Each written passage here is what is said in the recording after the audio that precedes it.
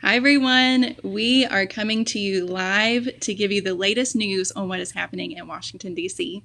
I'm Tabitha Walter, the political director of Eagle Forum, and I'm joined by my colleague, Kirsten Hasler, the executive director of Eagle Forum's Washington, D.C. office. Hi, everyone. I hope you're doing well this Thursday afternoon. Well, this week, 23 House Republicans and 4 constituents filed a lawsuit against Speaker Nancy Pelosi because of her efforts to change the rules of the House to allow for proxy voting. So we've mentioned proxy voting in the past, but just to catch you up, the rule change passed on May 15th with almost a party line vote. The rule now states that one member can vote on behalf of up to 10 members for the next 45 days on coronavirus-related legislation. The member who wishes to use proxy must notify the House clerk in writing with who their proxy will be and if they are voting for or against that piece of legislation. Yeah, so there are a lot of issues with this. I know that it doesn't seem like a big deal upon first glance. We are all working from home, trying to practice social distancing ourselves. Why shouldn't they do the same? Well, there are many reasons. First of all, both the House and the Senate have implemented social distancing guidelines that are working.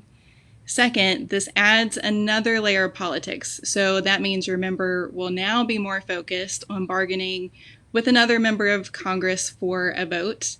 Like, I'll vote for your bill if you'll cast my vote for me, which in turn cuts you out of the whole process. And then third, and perhaps the most important, is it's unconstitutional. And this is where the lawsuit comes in. Yeah, and it's a fascinating read if you have a chance to look it over. We can link it down below.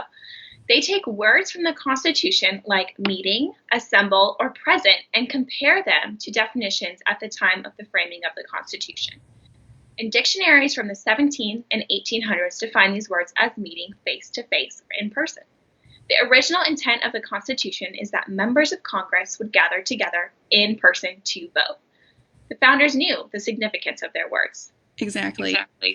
I think Congressman Schiff Roy from Texas says it best when he states, "We didn't allow proxy voting during the Civil War, the Spanish flu, while the Capitol was on fire, or in the wake of 9/11.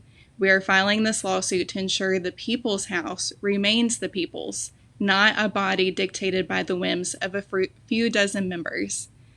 So we watched as over 70 Democrats voted by proxy yesterday. One member represented 5 different states.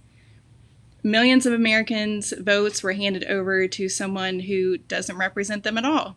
It was extremely disappointing, but we are hoping that the courts uphold the duties of Congress to gather in person. Eagle Forum recently signed onto a letter opposing proxy voting and then urging the Senate to avoid any measures that would allow them to do the same. And we actually go deeper into this conversation and topic with Congressman Schiff Roy on our Engage with Eagle Forum podcast in an episode that will be released this coming Monday. So please subscribe to Engage with Eagle Forum if you haven't done so. You can find us on Apple Podcasts, Google Play, Spotify, and Podbean, and even on our website. Also, if you have any questions about this, please feel free to drop them below and we'll be happy to answer them. And also visit eagleforum.org to sign up for our weekly Capitol Hill report and our action alerts. You can also sign up for our monthly Eagle Forum report, which is sent out, like I said, on a monthly basis to your mailbox. It's a great read on varying topics. And thank you so much for tuning in today. We will see you all next Thursday at 2 p.m. See you later.